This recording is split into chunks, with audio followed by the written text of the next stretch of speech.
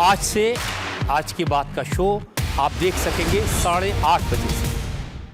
अमितोषजी, SIT हो, CBI हो या पुलिस का कोई अधिकारी हो, मसला ये है चोरी हुई कि नहीं हुई, ये बता दें मुझे। चोरी हुई है कि नहीं हुई? हाँ प्राची जी, मैं उस पे आ रहा हूँ। अभी इन्वेस्टिगेशन कंटिन्यू है और एसआईटी घटित हो चुकी है और ट्रस्ट की रिक्वेस्ट पे एसआईटी घटित हुई है। आपकी इलाहाबाद हाईकोर्ट में पिटीशन पेंडिंग है और सुप्रीम कोर्ट में सीबीआई की पिटीशन पेंडिंग है। सुप्रीम कोर्ट उस पर निर्णय दे देगा तो सीबीआई की जांच हो जाएगी। एसआईटी घटित हुई तो एसआईटी की जांच हो रही है। अगर कोई व्यक्ति इन्वॉल्व है तो उसकी ट्रेल होगी, इन्वेस्टिगेशन होगी। पूरा फोकस एसआईटी पर और सीबीआई पर और विपक्ष के कदमों पर है ना। आप मुझे ये बताएं, चोरी हुई है तो कहां तक हुई है, कब से हो रही है, कौन कौन इसमें इन्वॉल्व है और अब तक कितनी चोरी हो चुकी है? ये पता होना चाहिए था ना आप लोगों को, ये पता होना चाहिए था ना अमितोष जी।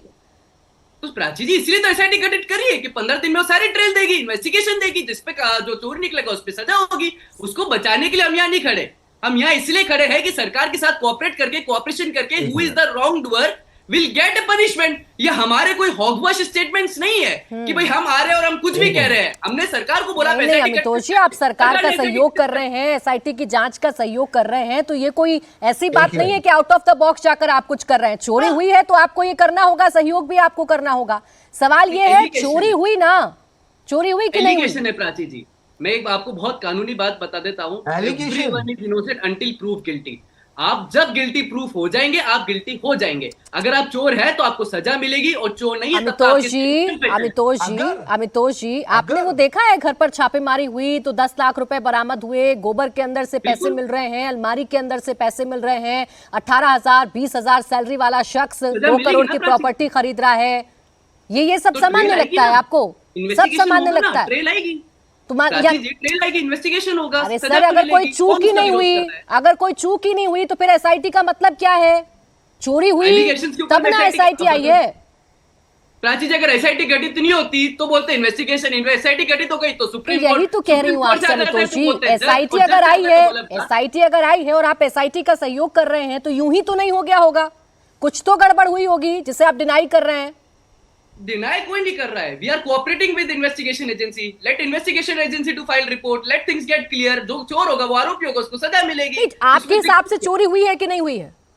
वो एसआईटी की रिपोर्ट में आ जाएगा। अगर हुई होगी तो आ जाएगा, नहीं हुई होगी तो नहीं आएगा। अब इसीलिए तो सवाल खड़े होते हैं ना सर आपसे। आप पूरी व्यवस्था देख रहे हैं लेकिन आपको ये नहीं पता कि चोरी हुई है कि नहीं हुई है। 10 लाख रुपए कर्मचारी के घर से मिल रहे हैं लेकिन आपको ये नहीं पता चोरी हुई है कि नहीं हुई है।